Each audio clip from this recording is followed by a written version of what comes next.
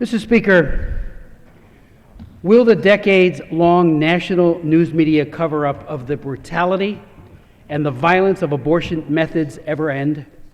Will Americans ever be told of the horrifying details as to how and how often abortionists dismember, decapitate, and chemically poison innocent babies?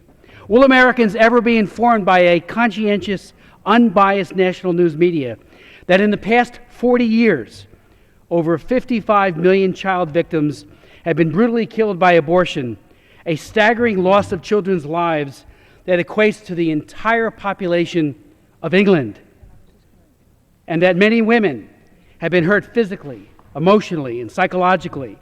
And according to the Centers for Disease Control, and this is a very conservative estimate from CDC, over 400 women have actually died from legal abortions.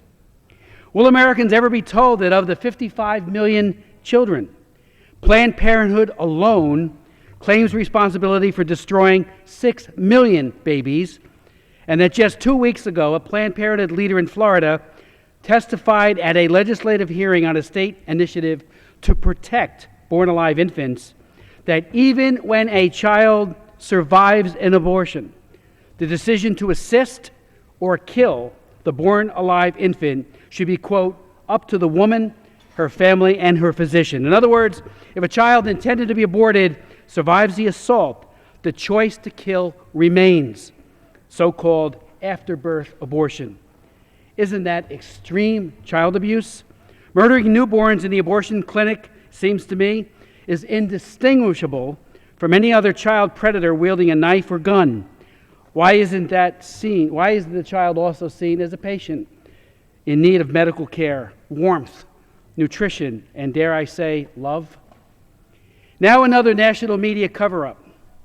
In this case, even when a Jeffrey Dahmer-like murder trial of an abortionist named Kermit Gosnell, who ran the benign-sounding women's medical clinic, unfolds in a Philadelphia courtroom, replete with shocking testimony of beheadings, unfathomable abuse, death, and body parts in jars.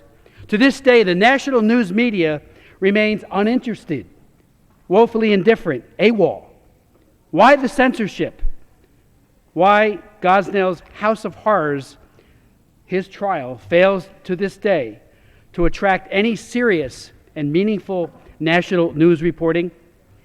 Dr. Kermit Gosnell is on trial for 8 counts of murder. 1 count is for the death of a woman, a victim who died during an abortion in this clinic. 7 counts are for babies who survived their abortion and were born alive, but then killed by severing their spinal cords with a pair of scissors. In the words of the grand jury report, Gosnell had a simple solution for unwanted babies. He killed them. He didn't call it that. He called it ensuring fetal demise, a nice euphemism. The way he ensured fetal demise was by sticking scissors in the back of the baby's neck and cutting the spinal cord. He called that snipping. Over the years, according to the grand jury report, there were hundreds of snippings. Indeed, the national news media has not only taken a pass and looked the other way, but their stunning indifference has done a grave disservice to Gosnell's victims, the woman killed, other women injured, and children slaughtered by Gosnell. Because of the national news media's indefensible silence, because of their failure to report, other women and children at other abortion mills might also be at risk. Indeed, the grand jury report, again in January of 2011, pointedly pointed out and noted that in absence of press coverage and gross negligence by the health department in Pennsylvania, enabled Gosnell to show a, quote, contemptuous disregard for the health, safety, and dignity of his patients that continued for 40 years. Right from the beginning of Roe versus Wade, he was overlooked by a media that was disinterested. Some media commentators, however, are beginning to take note of the national news media blackout and the bias that undergirds and is inherent in that blackout. Yesterday, the Investor's Business Daily editorial was the title, Newton in the Clinic. The media ignores the Gosnell trial. Begins in pertinent part, media bias. A basketball coach who shoves and curses at his players merits constant coverage by a media transfixed by Newton.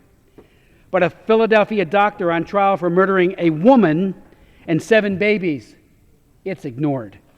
Those who get their news from the 3 major networks have probably not heard of Dr. Kermit Gosnell, now on trial in Philadelphia, charged with 7 counts of first-degree murder and 1 count of third-degree murder for killing 7 babies who survived abortions and a woman who died after a botched painkiller abortion. He points out, or the editorial points out, according to the Media Research Center, in 1 week, Rice, that's the coach from Rutgers, received 41 minutes, 26 seconds on ABC, CBS, and NBC in 36 separate news stories. Gosnell received 0 coverage. The editorial points out, if Dr. Gosnell had walked into a nursery and shot 7 infants with an AR-15, it would be national news and the subject of presidential hand-wringing. In today's edition of USA Today, columnist Kirsten Powers writes, infant beheadings, severed baby's feet in jars, a child screaming after it was delivered during an abortion procedure. Haven't heard of those sickening accusations? It's not your fault.